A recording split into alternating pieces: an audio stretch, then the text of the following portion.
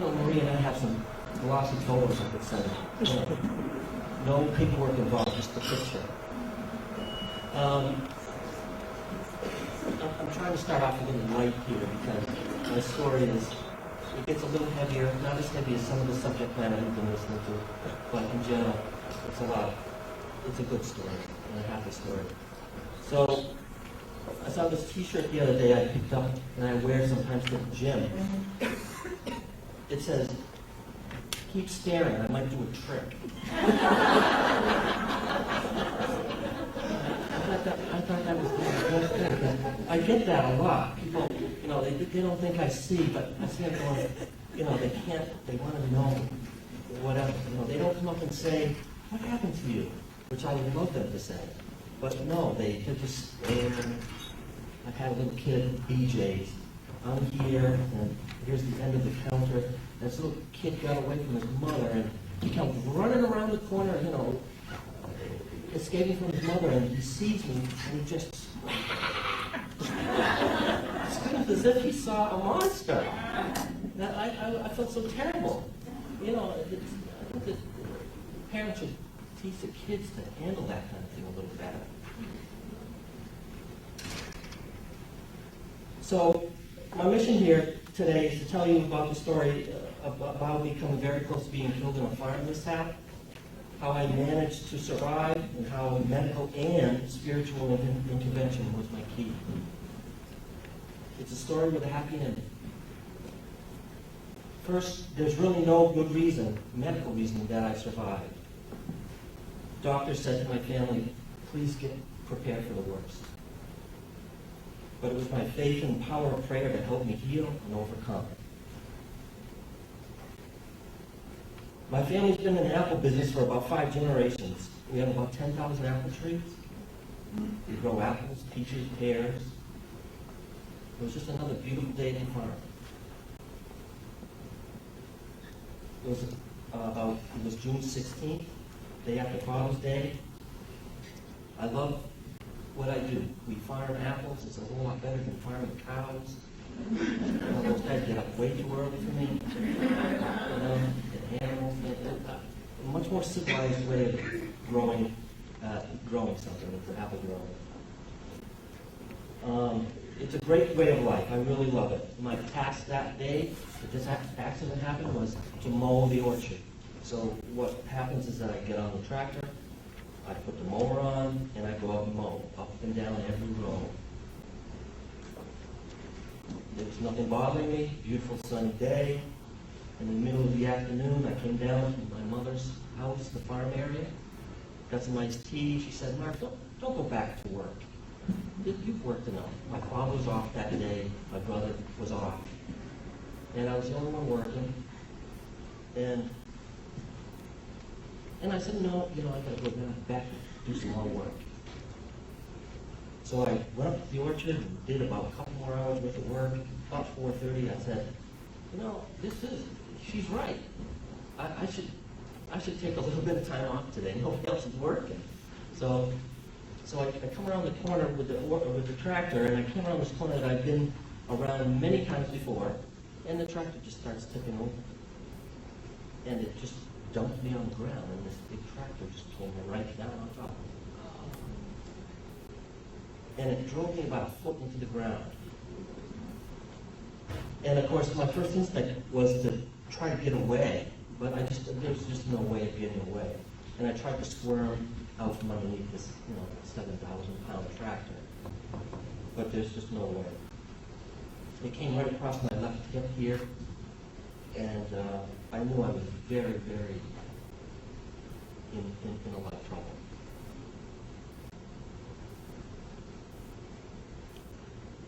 No one was there to save me. I knew that. There's nobody here that's going to come look for me. Nobody was there to hear me scream. I was quite a ways away from the farm, the barn area. But I could hear somebody down in the yard. I think it was my brother opening and shutting car doors or whatever.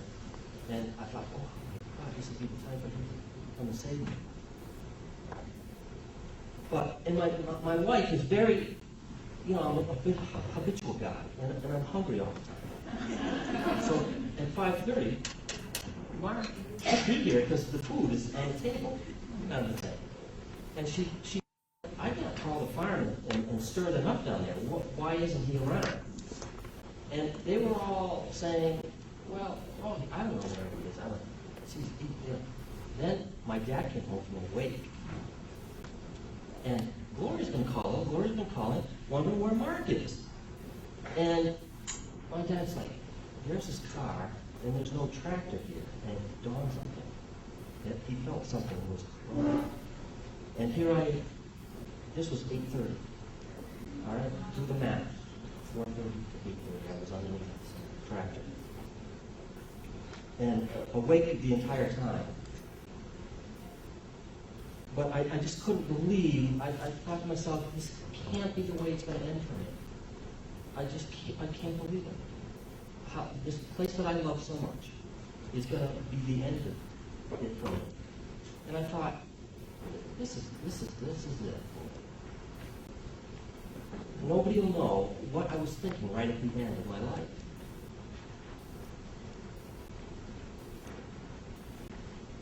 I just wanted to kiss my wife and hug my dad. And I thought to myself, I'll just shut my eyes for just a little bit. But I thought, I'm going to wake up dead.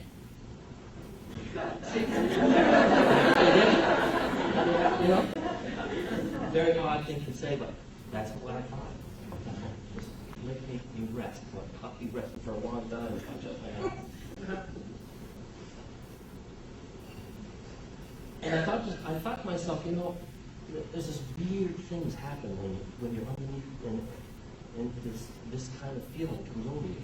You say, I thought to myself, I should have been a nicer person. And those kind of regrets, I don't want anybody to have. You should not have those kind of regrets. Not that I was a bad person, but I could have been better. Okay? So don't let some big tragedy scare you or into acting the right way or being the right person. Okay? That's one of my big messages.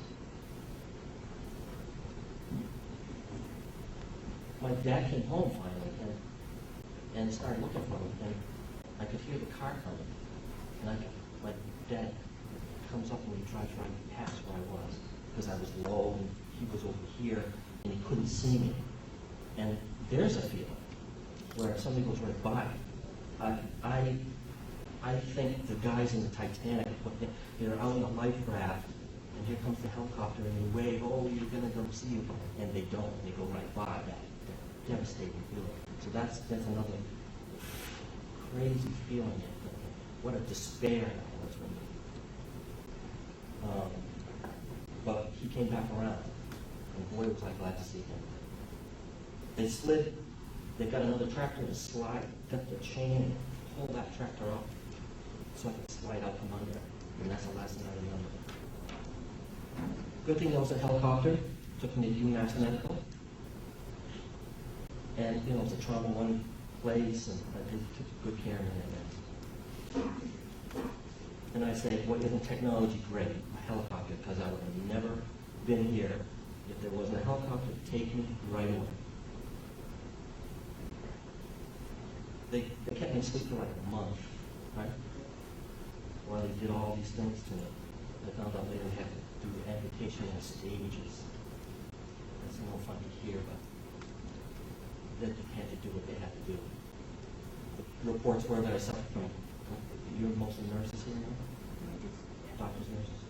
Compartmental syndrome, fasciotomies. I was getting sliced open, trying to relieve the pressure, right?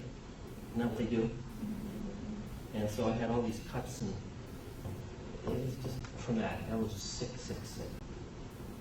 So, I had kidney failure. I had like 20 operations to seal me up and all this. But then my angel showed up, Marie.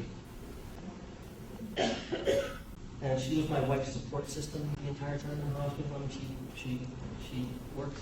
She's a founder of this company that takes care of people they're liaison people between the insurance company and the hospital, and that's what she does for work, but she does much, much more than that. She was just so great. And so she really is one of my biggest supporters spiritually and in every other way. And she's one of the big reasons that I'm here today. Not just speaking, but living. All right? It's terrific. She's something else. I give a lot of credit to the doctors and nurses that came to my rescue. But medicine can only take you so far. A lot of people say to me, oh, I had the worst situation in the hospital, the doctors, the nurses, they were mean to me. I have none of those bad stories. None. I don't know if they exist. I think a lot of people just make this stuff up. But they're so crabby. They're going to turn a good situation into a bad situation. I really think that. I've been in the hospital 5 months. I had nothing but I had great care. Maybe it's just the way you look at it. I don't know. But you really need that will to live, I think. And the will to live comes from your spiritual beliefs. You really have to have faith. So I came to in the hospital, and my poor wife, Gloria, she had, I think, one of the worst jobs where I was out of it, and she would have to tell me what they did to me. And today she'd tell me, and I'd forget. And then she'd have to tell me tomorrow, and the next day. She was like telling me this bad news all the time. It was just terrible. She'd have to do it again. You know? What a trooper. I think when you hear that kind of news, though, you really, it's devastating. I didn't believe her. She did tell me, oh, they had to take the leg off. And I said, no, it's still there because of the phantom pain and all this. But yeah, it was gone all right. I was in hospital for, like I said, 5 months, and I had nothing nice, well, nothing nice. I had nothing but nice things to say about the hospital and my stay there. But I'm telling you, that's too long to stay in a hospital. It will make me nuts. I was up all night, slept all day. I was out of sync. They were pumping this stuff into me. I was a mess. Everybody's like, I don't know, he's going to be different when he gets out. Just because they didn't see how I could be the same person by all this trauma that happened to me. People say, geez, Mark, you're the same guy that you were when you went into the hospital. I said, well, I didn't get hit in the head.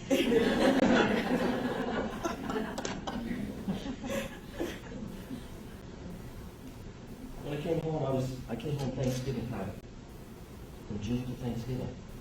And I had lots of support from my town, of course, my family. They had a big event for me where we shut down the whole Santa Cross restaurant over in West Brookfield. I don't know if you've ever been there. It's a great place. And shut down the whole restaurant. They overbooked. And I mean, my hope, they say support from a small town, you get a lot of that, and I'm telling you, you do. I mean, they had a blood drive for me, all this stuff. It was just tremendous. I was in like a little bubble of niceness for all these months. People were so nice to me, not just in the hospital.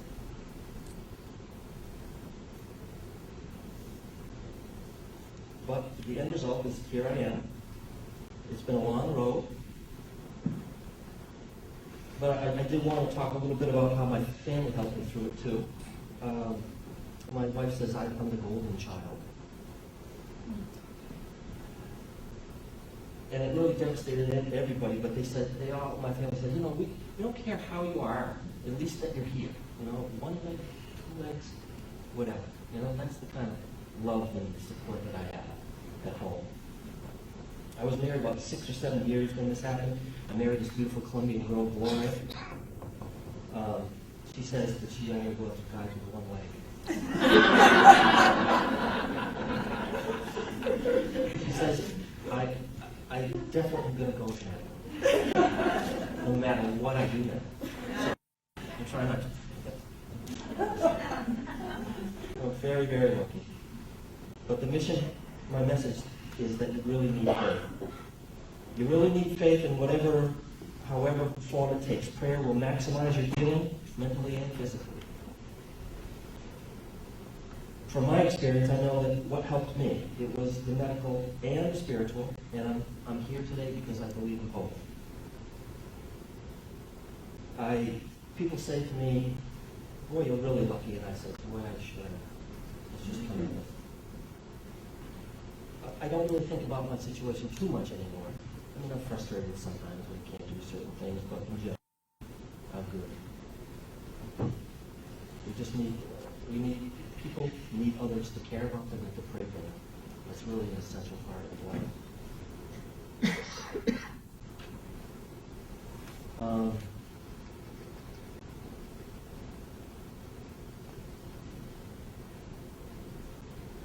I'm so glad that, I talked about this before, last year I think is the first time I mentioned it, is that I really think that you can't wait to do things in your life. I got my pilot's license.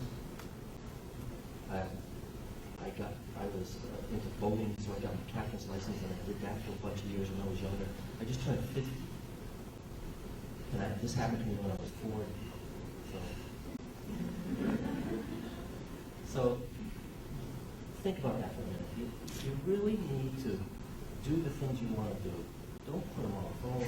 When I retire, I'll get a boat. I'll learn how to skydive when I retire or whatever. Don't do that. Do the things you want to do now. Because look what can happen. All right? Just don't live like there's no tomorrow, because tomorrow will probably come, But you get what I'm saying, Claire? You need to do these things you want to do. Don't put them on. Because life is important in that respect, as far as being happy, having to live for something. Those are good things to do. All right?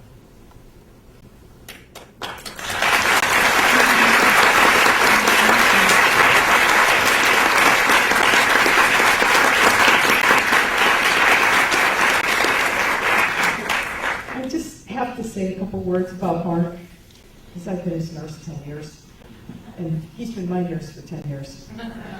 And I'll tell you, he's a tremendous inspiration. And when he was in the hospital and he was so sick, his wife and I used to pray. And we'd take turns praying for him. And I would come on when I was off duty. I'd say, okay, Flo, now you go to Our Lady of Mount Carmel, and because she liked to go there to pray, and I'll sit around and be with Mark. And we had this wonderful prayer team. We had the Marians that were praying for Mark. But most of all, the family was always there for him. And then as he got to be better and better, and he could read, I started sharing the Diary of St. Faustina. And he and his wife actually helped me do the proof for my nurse's book. And the more Mark was reading, he goes, really? Jesus said this? And it just seemed like the natural evolution was to ask him to come and share his story, because we lost him several times. And he didn't talk about it today, but being above everybody and seeing people working on him, I mean, he's truly a miracle. And I think about every day for Mark, and I just want you to see what a real living miracle is, because he is something else.